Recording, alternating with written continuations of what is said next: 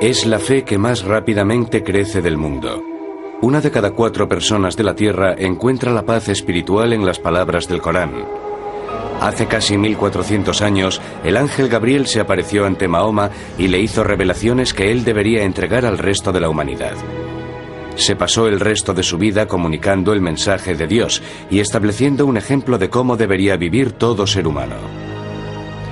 Hoy en día, muchos norteamericanos asocian el Islam con imágenes de violencia y odio, pero tales escenas son obra de unos cuantos fanáticos suicidas. Sus actos contradicen directamente las enseñanzas de Mahoma y empañan el recuerdo de un hombre que hace mucho tiempo trajo un nuevo mensaje de esperanza y serenidad. No es posible decir que el profeta sea un hombre que apoye el odio. El problema del Islam es sin duda el aspecto de la religión islámica que más se ha malinterpretado. ¿Quién era ese hombre que fundó el Islam y llevó la tranquilidad espiritual a tantos? Se suele pensar que Mahoma es adorado como los cristianos adoran a Jesús, pero no es así en absoluto, para nada. Era un ser humano normal con los mismos sentimientos, miedos e inseguridades con las que vivimos nosotros. Hoy en día, las palabras de tolerancia y paz de Mahoma ofrecen a muchos la misma guía de hace siglos. Mahoma, el profeta.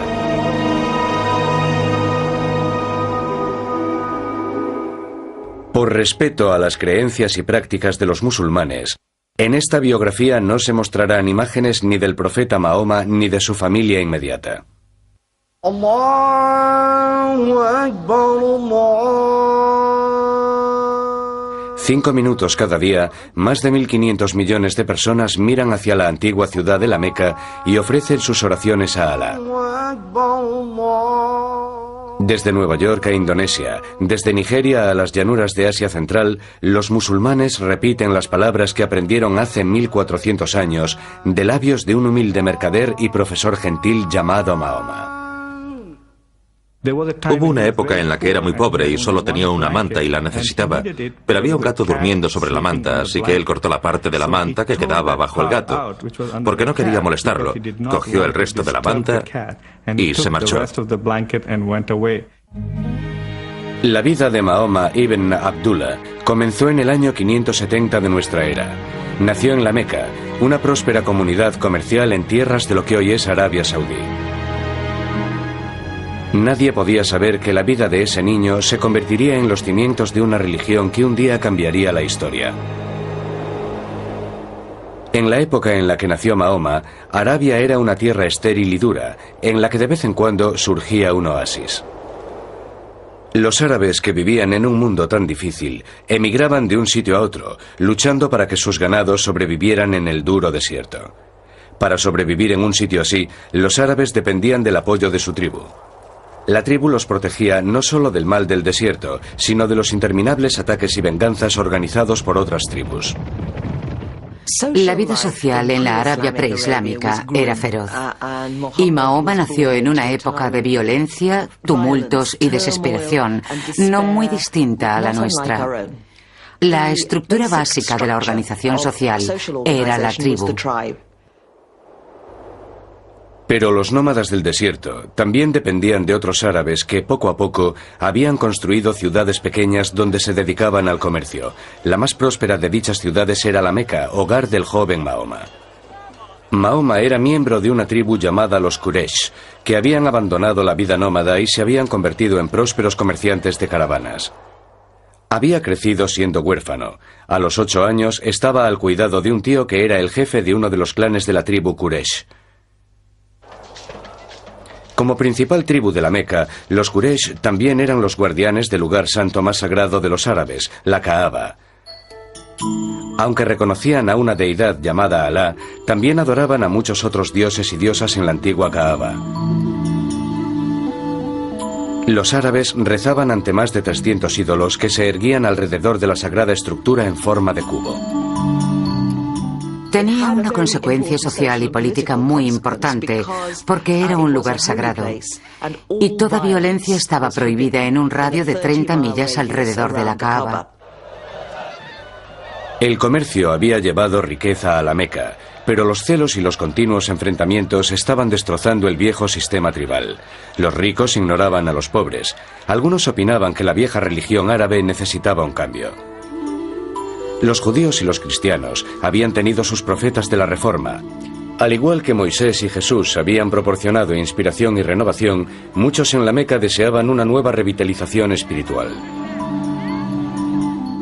Mahoma se había convertido en guía de caravanas en su ciudad natal y organizaba viajes a lugares tan lejanos como la tierra que hoy ocupa Siria.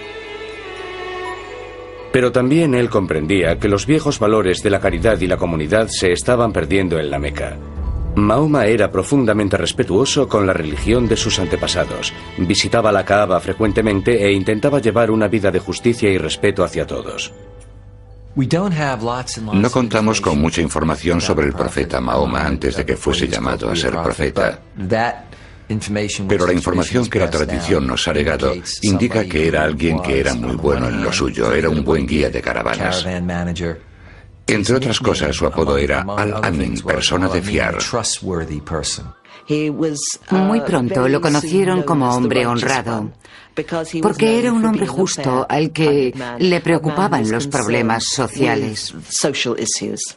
Además de ser alguien eficiente, le consideraban un hombre con fuertes cualidades para el liderazgo. Era atractivo. Tenía unos ojos penetrantes que parecían llegar al alma de las personas. Y su sonrisa a veces parecía triste y tenía una forma muy característica de caminar. En el año 595, Mahoma fue contratado por una mujer rica llamada Jadilla para que organizara y guiara una caravana para ella. Él aceptó y regresó con un buen beneficio. Aquel viaje sería el principio de una nueva vida para Mahoma y Jadilla. Él era un ejecutivo internacional cuyo jefe era una mujer. Él era un buen partido y ella se le declaró directamente. Jadilla, en muchos aspectos, es una figura histórica interesante. Es una mujer que se ha hecho a sí misma y que decide declarársele a Mahoma, que por entonces no era profeta. Dicen que él era 15 años más joven que ella. Parece que vivieron una relación en la que había mucho amor. Mahoma y Jadilla tuvieron 5 hijas. Mahoma era un padre muy cariñoso y durante toda su vida mostró afecto hacia todos sus hijos. Aunque el clan encabezado por su tío tenía poco prestigio entre los Quraysh, la reputación de Mahoma en la Meca continuó creciendo. Era conocido por su amabilidad para con los esclavos, su caridad para con los pobres y su justicia al tratar con todo el mundo. Cada año, durante el Ramadán, el 9º mes del año lunar, Mahoma se iba a las montañas que rodeaban a la Meca, lugar donde disfrutaba de su soledad y la oración. En el año 610, a los 40 años, el humilde comerciante y padre de familia se dirigió a uno de sus retiros en la cueva de una montaña.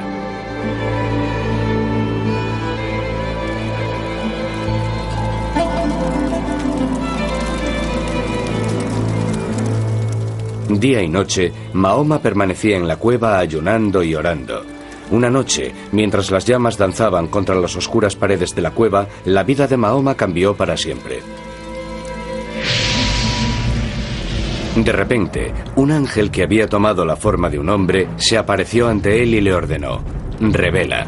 Mahoma se sintió aterrado y confuso y dijo que él no tenía nada que revelar.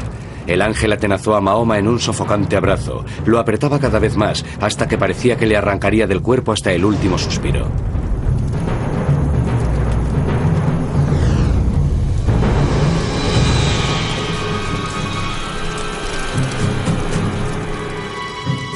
Revela en el nombre de tu Señor el Creador.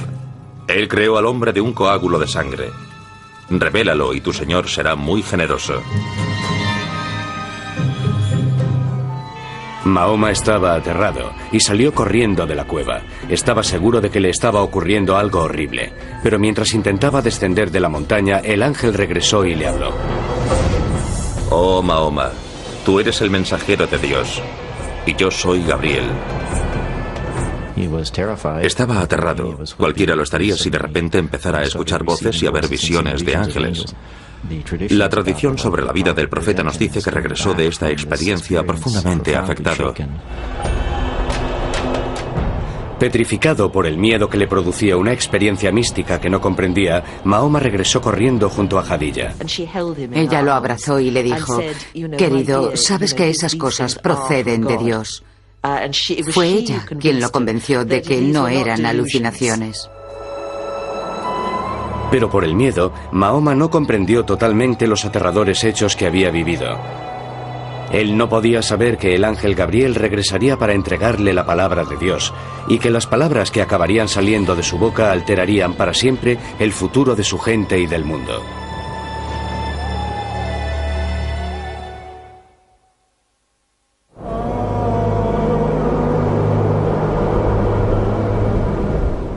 En el año 610, un comerciante árabe de 40 años con esposa e hijas había recibido la repentina visita de un ángel que le había ordenado convertirse en el mensajero de Dios. Poco a poco, Mahoma ibn Abdullah comenzó a aceptar que Dios quería que él le hablase a su gente como Moisés y Cristo habían llevado la palabra de Dios en otras épocas. Varias revelaciones siguieron a la primera, pero Mahoma estaba confuso y luchaba por comprender exactamente qué mensaje quería Dios que él transmitiera. Entonces, de repente, las revelaciones pararon. Mahoma guardaba en la oscuridad. Creía que Dios lo había abandonado, que no era merecedor de él. Él no sabía si sería el final de su comunicación con Dios, ni qué debía hacer basándose en esa comunicación limitada. ¿Qué había hecho para ofender al cielo y al ángel que le había hablado? ¿Cómo podía ser mensajero si no tenía mensaje? Pero mientras se hundía en la desesperación, otra revelación rompió el silencio. En el brillo de la mañana y en la quietud de la noche, tu Señor no te ha traicionado, ni se siente disgustado contigo. Lo que seguirá es mejor que lo que ha precedido, y pronto se te concederá aquello que te agradará. Mahoma ya tenía claro que no había malinterpretado las primeras revelaciones. En realidad, había sido llamado a decirle al mundo que no deben existir más dioses que el único Dios, Alá. A medida que iban llegando las revelaciones, las palabras se quedaban grabadas en la memoria de Mahoma. Al recitarlas, las iban copiando y formaron el Corán, el libro sagrado de Dios.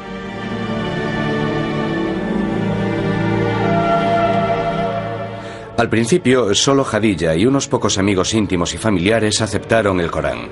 Pero poco a poco Mahoma comenzó a extenderlo, y los árabes de otros clanes distintos del Quraysh comenzaron a abrazar el mensaje. Porque los que las escuchaban respondían a sus palabras, no como si fuesen instrucciones religiosas, sino como poesía. Antes del ascenso del Islam, los árabes no tenían una gran arquitectura, tampoco un importante arte textil y casi no existía la caligrafía. Pero tenían una excelente poesía, la poesía oral era el arte supremo. Lo que se había desarrollado por entonces era una cultura en la que la poesía jugaba el papel quizás que hoy juegan los programas de televisión, los culebrones en nuestra cultura moderna. En las aldeas y ciudades, o en los simples campamentos de beduinos en el desierto, los árabes capaces de hacer poesía y música ocupaban un alto estatus.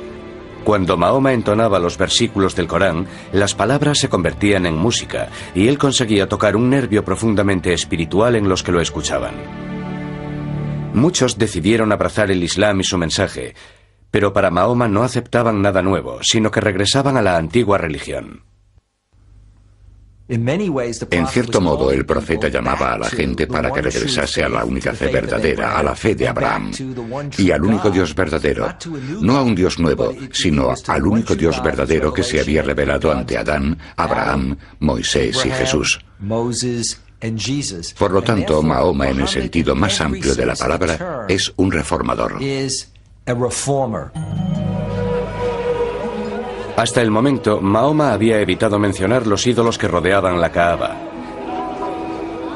Pero llegó el momento en el que anunció que los Quraysh debían dejar de adorar a los demás dioses. Exigió una nueva y radical expresión de fe. Las palabras comenzaban así: Él es Alá, el único. Alá, el eterno, el absoluto. No ha engendrado, ni ha sido engendrado. Y no hay nadie más como Él. No podía haber mayor lealtad que la debida a Dios, ni a ninguna deidad tribal, ni a un ídolo tradicional, ni siquiera a la tribu. Este mercader de buenos modales exigía a los árabes que traicionasen a los dioses de sus antepasados. Su verdadera identidad echaba raíces en la familia, en las relaciones del clan, de parentesco, porque era eso lo que les daba una posición en el mundo. Cuando llega Mahoma con sus nuevas ideas religiosas o intentando renovarlas, centrándose en el monoteísmo, la gente se preguntaba, ¿qué pasó con nuestros abuelos o nuestros bisabuelos que eran paganos? Y Mahoma tenía que contestar, estarán quemándose en el infierno, porque no creyeron en un Dios único. Este nuevo mandamiento se llamaría Islam, que significa acto de rendición a la voluntad de Dios. Algunos en un principio no hacían ni caso al profeta porque era algo absurdo para la sociedad. Era alguien que había perdido la cabeza, se había vuelto loco. Pero al comenzar a desarrollar su comunidad seminal, y en calidad de profeta, dada su convicción, era tan público a la hora de predicar su mensaje que la clase dominante de los Quraysh comenzó a verlo como una amenaza. El nuevo mensaje del Islam desgarró la estructura de la comunidad Quraysh. Pronto, como hiciera Jesús antes que él, el ministerio de Mahoma volvía al padre en contra del hijo y a la familia en contra de la familia. La clase dirigente tenía miedo de que un hombre que decía recibir mensajes especiales de Alá, el Dios supremo del panteón árabe, pronto exigiese mayores poderes políticos. Los líderes Quraysh más poderosos se volvieron en contra de Mahoma y de sus seguidores. Torturaron a los musulmanes. Algunos recibían latigazos, a otros los ataban varios días a una estaca bajo el abrasador sol de Arabia. El propio Mahoma soportó la furia de sus vecinos, que le arrojaban porquería e insultos en las calles. Durante 2 años, los líderes Quraysh prohibieron el matrimonio y el comercio con cualquiera de los seguidores del Islam. Nadie podía venderles alimentos. La agonía de este periodo se incrementó cuando Jadilla falleció en el año 619. Al morir su tío poco tiempo después, perdió a su protector y quedó claro que la vida de Mahoma corría un grave peligro.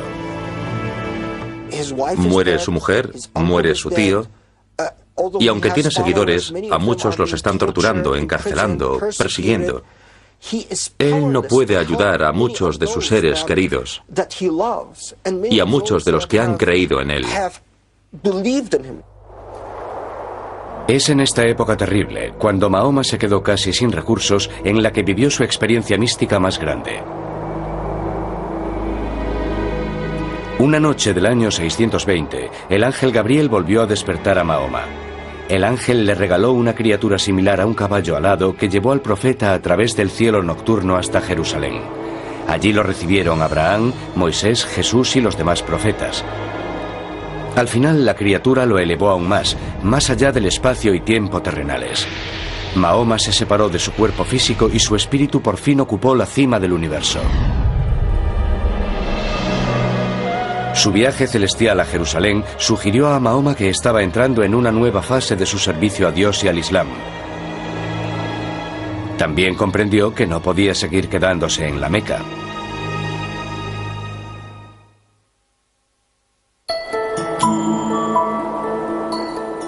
A más de 200 millas al norte de la antigua Meca se encuentra el fértil oasis de Yatrib.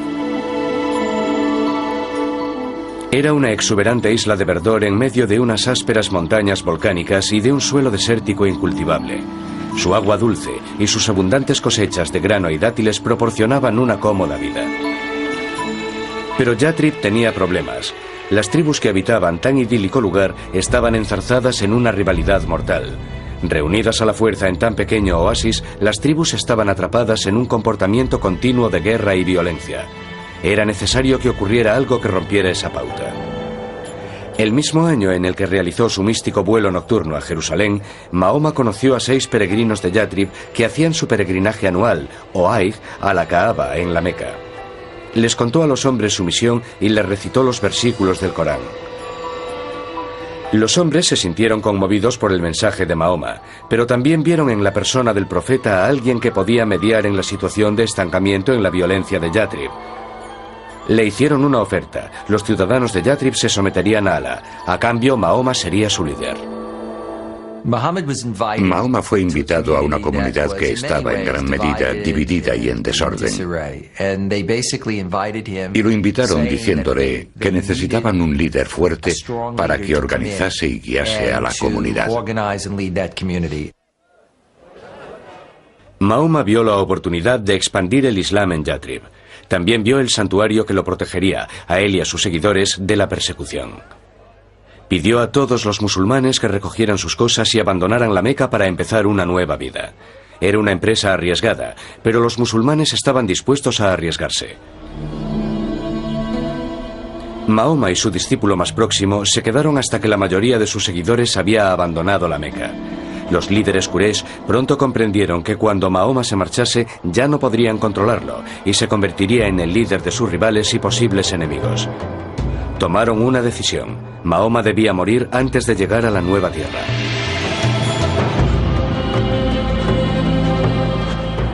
Para que ningún clan cargase con la responsabilidad, se decidió que un miembro de cada uno de ellos le clavaría una espada a Mahoma al mismo tiempo.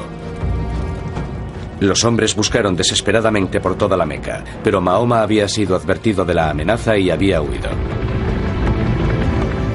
A la mañana siguiente, unos jinetes salieron en persecución de Mahoma y siguieron su pista hasta la entrada de una cueva. Mahoma y su discípulo se ocultaban dentro. Pero la tradición musulmana dice que los asesinos Quraysh encontraron una paloma que anidaba delante de la cueva, cuya entrada estaba cubierta por una telaraña. Los Quraysh llegaron a la conclusión de que no podía haber nadie dentro. Alá había protegido a su profeta. La huida de la Meca en el año 622 es para los musulmanes la Égira. No hay ningún acontecimiento que tenga más importancia en la cultura del Islam. Se convirtió en el principio del calendario musulmán. Supuso el principio de la creación de la comunidad musulmana. A diferencia del calendario gregoriano, que comienza con el nacimiento de Cristo, el calendario musulmán o islámico se basa en el calendario lunar y también en el concepto de comunidad. Cuando Mahoma llegó a Yatrib, la gente salió a recibirlo y todos querían el honor de alojarlo en su casa. Pero Mahoma dejó que su camello preferido, Kaswa, vagase sin guía por la población. Cuando al final Kaswa se paró y se arrodilló, Mahoma dijo que aquel era el lugar en el que viviría. Ordenó que comenzaran a levantar una casa y la primera mezquita. A partir de entonces, Yatrib se llamaría Medina, nombre que simplemente significa ciudad. Pero el mayor cambio se produciría en la naturaleza de la propia comunidad. Las visiones de Mahoma produjeron nuevas palabras para unir a sus propios seguidores de la Meca y a la gente de Medina. El Corán tenía un versículo nuevo. Aquellos que creyeron e hicieron la Égira, y aquellos que ofrecieron sus casas y su ayuda, son protectores los unos de los otros. Lo que él comenzó a crear en Medina fue algo que nunca se había visto en Arabia, algo totalmente nuevo. Era una comunidad unida por un ideal, por una ideología común, por una religión compartida, no por la sangre. Estaba creando, por así decirlo, una supertribu en la que la gente no estaba emparentada entre sí, sino que se relacionaban por la fe y por determinados acuerdos. Si pensamos en la Arabia del siglo VII, que se basaba en el parentesco tribal, la idea de una comunidad basada en la fe, a la que cualquiera podía unirse, esclavo, mujer, hombre, rico, pobre, negro, blanco, era algo revolucionario. Y por supuesto muy amenazador para algunos. Para unir más a las gentes musulmanas, Mahoma dio por terminado su luto por Jadilla y comenzó a tomar nuevas esposas. En total se casaría con 11 mujeres de tribus y clanes muy diferentes. Unos 7 meses después de que los musulmanes llegasen a Medina, se terminó la primera mezquita. Incluía un gran patio en el que decir las oraciones. Se sopesaron varios métodos para llamar a los musulmanes a la oración. Tocar un cuerno, como los judíos, una campana, como los cristianos. Pero al final se decidió que solo era necesaria la voz humana para llamar a la oración que Mahoma había enseñado a su pueblo. Se eligió a un hombre joven para hacer dicha llamada. Y por primera vez, los musulmanes oyeron las palabras que siguen sonando en las mezquitas de todo el mundo, atrayendo a todos a Dios. Allahu Akbar, Allahu Akbar. Admito que no existe más Dios que Alá. Admito que Mahoma es el apóstol de Dios. Venid a rezar. Venid a rezar. Mahoma creía que llamaba a los fieles a la vieja religión que los árabes habían compartido con el judaísmo y el cristianismo. Pero siguiendo las órdenes de Alá, el profeta comenzó a crear una nueva identidad para la comunidad islámica que la separaría de las otras formas más antiguas de monoteísmo. El Corán y el profeta creían que la revelación que se le había dado a Moisés en lo que se llama la Torá y la revelación de Jesús se habían distorsionado históricamente. No por parte de los profetas, sino de las comunidades que los siguieron. Para dramatizar el alejamiento del cristianismo y el judaísmo, otra orden pasó a formar parte del Corán. Los musulmanes ya no tenían que mirar a Jerusalén para rezar. Desde entonces, los fieles a Dios rezarían mirando hacia la Meca y la Kaaba. Ahora Mahoma tenía la responsabilidad de ocuparse de las tareas mundanas pero importantes, del gobierno. Estas ocupaciones lo alejarían del ministerio del anterior profeta del Islam, Jesucristo. Existe un contraste inmenso entre Jesús y Mahoma, que se deriva sobre todo del hecho de que, a diferencia de Mahoma, Jesús nunca fue jefe de Estado. Mahoma era un líder político. Eso significaba que tomaba decisiones que afectaban al trabajo, la economía, el comercio y la seguridad de Medina. Para proteger a la combativa y joven comunidad, Mahoma sabía que la política básica de Arabia tendría que cambiar. Y eso significaba que habría que enfrentarse a la amenaza de los Quraysh. Mahoma acabaría buscando una solución que el mundo teme y muy a menudo asocia con el Islam. Recurriría al conflicto armado. Desde los días de la Meca, las revelaciones de Dios habían llamado a los musulmanes a prepararse para luchar por llevar una vida moral y justa. La palabra árabe que designa esta lucha moral es yihad. La yihad iba a necesitarse en poco tiempo si la comunidad musulmana quería sobrevivir. Porque cuando el profeta y sus seguidores abandonaron la Meca, para todos estaba claro que llegaría el día en el que tendrían que defender sus creencias en la batalla. Ese día estaba cada vez más cerca.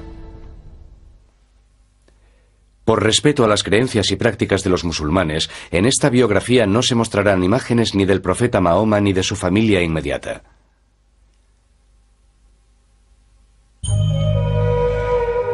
Aunque los fundamentos religiosos del Islam incluían el mensaje de paz de Jesús, también habían adaptado la tradición judía de la justicia. Los versículos del Corán que fluían de boca de Mahoma empezaban a incluir un mensaje que justificaba la defensa armada de la comunidad.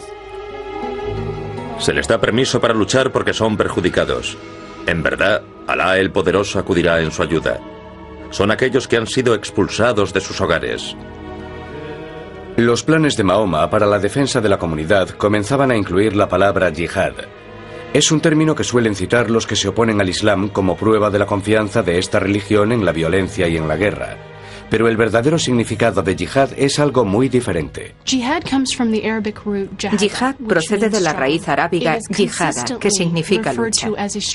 Se hace referencia a ella continuamente como una lucha en nombre de Dios. Si la yihad es financiera, se responde financieramente. Si la yihad es violenta, se responde con violencia. Y esas son maneras de restablecer la paz. Pero en la historia, los extremistas se apropian, en una etapa ya muy temprana, de esa noción de yihad. Y eso es lo que se relaciona con lo que los extremistas como Osama Bin Laden y Al-Qaeda hacen mucho más tarde. apropiarse de este concepto de yihad para legitimar lo que ellos quieren hacer. Mahoma ya había hablado de la yihad cuando los musulmanes aún vivían en la Meca, pero las nuevas revelaciones hacían hincapié en un aspecto diferente de la yihad.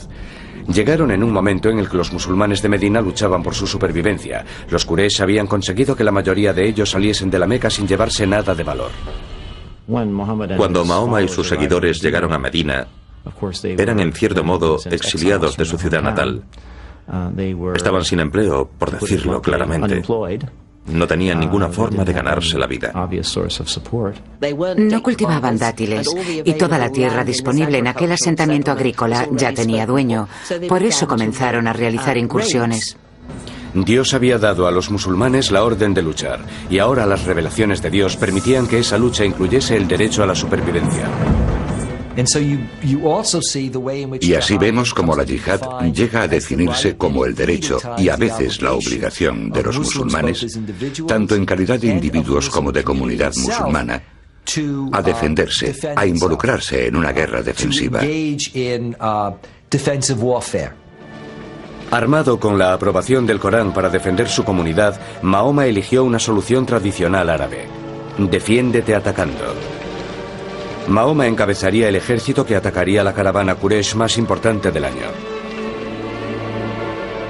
El plan de Mahoma consistía en interceptar la caravana cuando ésta se acercase a los pozos de Badr, cerca del Mar Rojo. Pero antes de que sus fuerzas llegasen a los pozos, a la Meca llegaron noticias de la existencia del ejército musulmán. Los líderes Quraysh se escandalizaron por el hecho de que Mahoma intentase capturar su caravana. 1000 hombres salieron de la Meca para enfrentarse al ejército musulmán. Mahoma sabía que los Quraysh le obligarían a luchar. La noche anterior a la batalla, el profeta no sabía si sus hombres estaban dispuestos a morir en lo que ya se había convertido en una guerra. Pero después de escuchar las estimulantes arengas, sus seguidores juraron ofrecer sus vidas por el Islam. El ejército Quraysh superaba en número a los musulmanes en una proporción de 3-1. Pero al comenzar la batalla, Mahoma demostró poseer un gran sentido táctico y sus guerreros luchaban con ferocidad. Los líderes Quraysh habían creído que con una demostración de su fuerza bastaría para vencer a los musulmanes. Pero a mediodía era el ejército de la Meca el que se dejaba dominar por el pánico y huía del campo de batalla. La entrega y unión del ejército musulmán habían salvado al Islam, pero el Islam se revelaría no solo merecedor de la victoria, sino también capaz de ser compasivo. Después de la primera victoria lograda por los musulmanes en la batalla de Badr, los musulmanes comenzaron, como solían hacer los árabes, a matar a los supervivientes.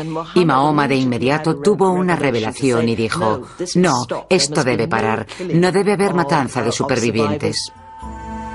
Mahoma tenía una meta a largo plazo. El enemigo de hoy del guerrero musulmán debe convertirse mañana en su hermano en la fe. Decida a aquellos cautivos en vuestras manos. Si Alá encuentra el bien en vuestros corazones, os dará algo mejor que aquello que os han arrebatado y os perdonará. La victoria de Badr tuvo grandes consecuencias. Después de la batalla, los conversos de toda Arabia empezaron a llegar a Medina. Al igual que los musulmanes, estos conversos vieron la victoria como una señal de la salvación de Dios y una protección similar a la división del Mar Rojo que hizo Dios para los israelitas. La batalla de Badr tiene una importancia enorme para la comunidad musulmana y creo que fue el primer acto político que tuvo éxito, que cimentó la visión o el sueño de que el Islam podría establecer una comunidad, que el Islam podría llegar a ser una civilización. Durante 3 años más, el ejército Quraysh intentaría destruir la comunidad musulmana. Ganaría algunas batallas, pero siempre Mahoma y sus seguidores luchaban y sobrevivían, mientras su número continuaba creciendo. Mientras el ejército mequinés luchaba por volver a casa después de la última batalla perdida, su líder se vio obligado a admitir por fin: todo hombre juicioso sabe ya que Mahoma no ha mentido. Medina y la comunidad musulmana estaban libres por fin de ser atacadas. El profeta estaba preparado para emprender el último paso en cumplimiento de su destino. Ese paso consistiría en regresar a la ciudad sagrada de la Meca.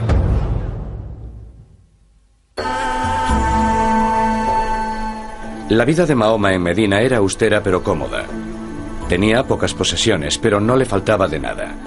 Habitaba unas habitaciones adyacentes a la mezquita y solía pasar cada noche en la habitación de alguna de sus mujeres.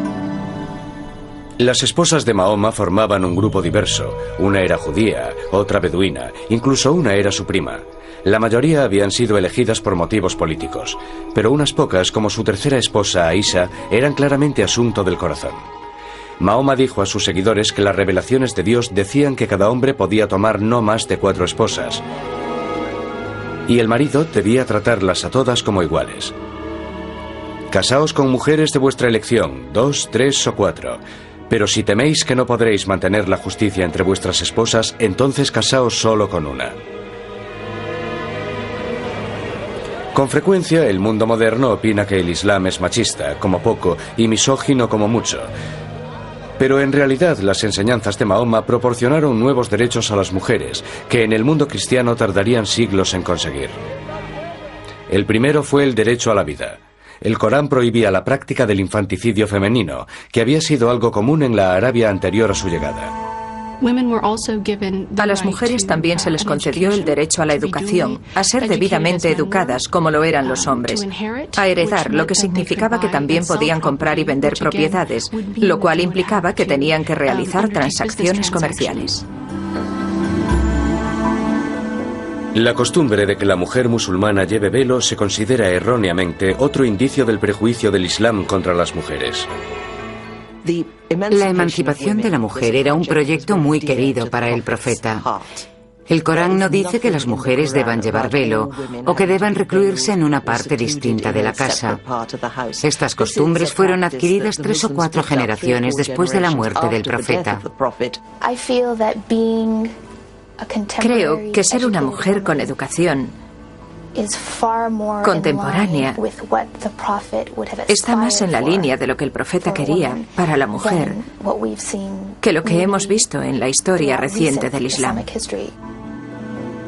Mahoma había alcanzado un gran éxito. Sus seguidores en menos de 20 años habían pasado de ser un puñado a ser miles de devotos conversos. Pero no podía completar su misión mientras el lugar sagrado de la Kaaba continuase albergando ídolos. En enero del año 630, Mahoma puso rumbo a la Meca a la cabeza de un ejército de 10.000 hombres. Cuando los musulmanes se acercaban a la ciudad sagrada, los mequineses no intentaron resistir. Estaba claro que los viejos dioses de los Quraysh no tenían poder ante el Islam. El profeta no deseaba derramar sangre. Proclamó la amnistía como símbolo de su deseo de unir a todas las gentes como hijos de un solo Dios. Las únicas víctimas que deseaba seguían sentadas en la Kaaba. El profeta entró en la estructura sagrada y dirigió la destrucción de los 365 ídolos mientras recitaba el siguiente versículo: la verdad ha llegado y conquistado la falsedad. Mahoma había validado su visión y proclamado al mundo la fuerza y vitalidad del Islam. Cuando falleció en junio del año 632, el profeta había llevado la paz a Arabia. Había transformado una religión de muchos dioses en un poderoso monoteísmo basado en una guía moral y ética para la vida diaria. Pero la muerte de Mahoma marcó el nacimiento de la gran era del Islam. En cuestión de 100 años, las palabras del profeta se extendieron desde Arabia al resto del mundo. Mientras la cultura árabe se mezclaba con el saber griego y bizantino, la era de la Ilustración islámica proporcionó enormes avances en matemáticas, astronomía, medicina, literatura y arquitectura. ¿Quién iba a pensar hoy en día, y mucho menos entonces, que un hombre nacido huérfano, en una sociedad árabe dividida, analfabeto, guía de caravanas, crearía una tradición religiosa cuya presencia física, a los 100 años de su muerte, se extendería desde Arabia hasta el norte de África y hasta la India? Y siempre advertía a sus seguidores que no lo convirtieran en un Jesús, que jamás dijeran que era divino. Decía que solo era un hombre corriente. El hecho de que llevara lo que podríamos llamar una vida normal lo hace muy atractivo para muchos musulmanes, para la mayoría de los musulmanes. Que se casara, tuviera hijos, son cosas que lo hacen muy accesible como modelo para la gente. Muchos siglos después de desaparecer, la vida de Mahoma sigue siendo la base de la fe que fundó. En la actualidad, es la religión que más rápido crece en el mundo. Mientras estos devotos responden a la antigua llamada a la oración, cada uno de ellos sigue el ejemplo del profeta para que proporcione paz y serenidad a su vida diaria. La antigua Kaaba sigue estando en la Meca, y millones de peregrinos acuden allí cada año para volver sobre los pasos del profeta. El lugar de la ascensión de Mahoma sobre su criatura alada para encontrarse con Dios es hoy en día la mezquita de la Cúpula de la Roca en Jerusalén.